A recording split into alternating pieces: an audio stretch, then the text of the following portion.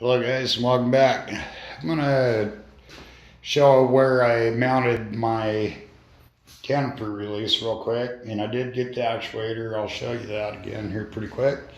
Still kind of working out some details on that. Yeah, and I think it'll be fine. It does open and close now. On its own, I'll put a battery on it and I'll show you guys. But I want to show you this here. This is an iFly Utilities piece, and I incorporated into the middle of that. And basically all you do is you pull it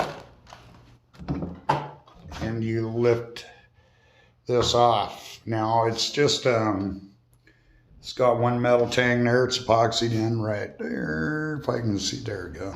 I epoxied it down in there, and then epoxied the latch down into that, and I braced it up a little bit with some plywood in here and some other balsa just to give it some rigidity. It's actually very strong, but the thing I like about it is when you pull that down, I'll do that again, there's no chance of it coming off.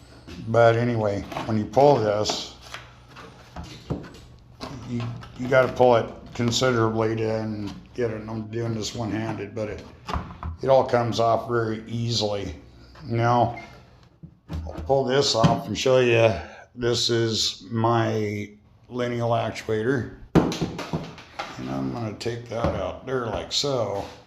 Now, if you get the one I did, it's going to have two sets of wires, and you just want to forget about one of them.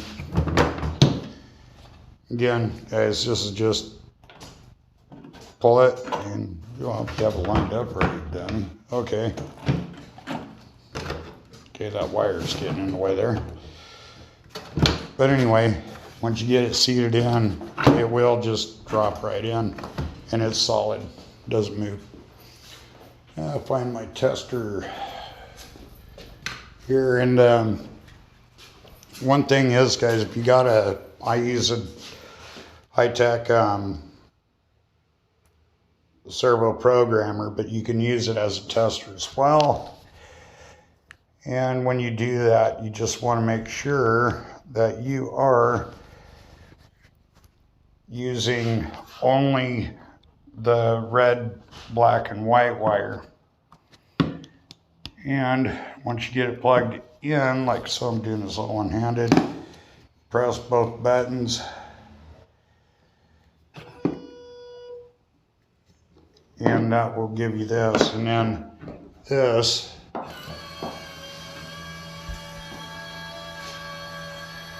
works. Now this is just a blank. This is just sitting in there.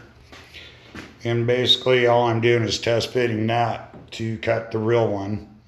But anyway,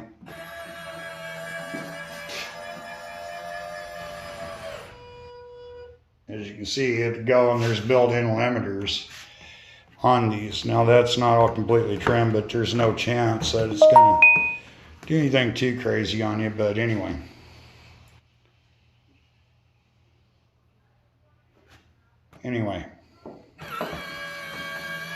this is how this works.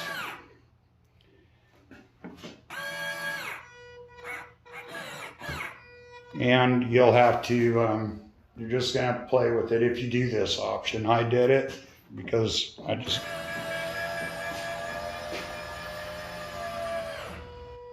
and as you can see, it closes well.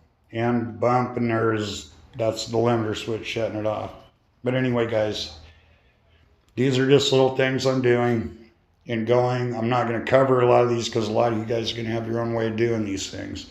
I will use the same actuators, only 50 millimeter, in the speed brakes, and I will mount them back here in a box. They won't be exactly scaled because there's no way to do it. I want those to open and close, but what I want them to do is pull themselves shut, and you're still going to visibly see those. And that's why I'm kind of working on this stuff as I go, or why I'm in between riveting.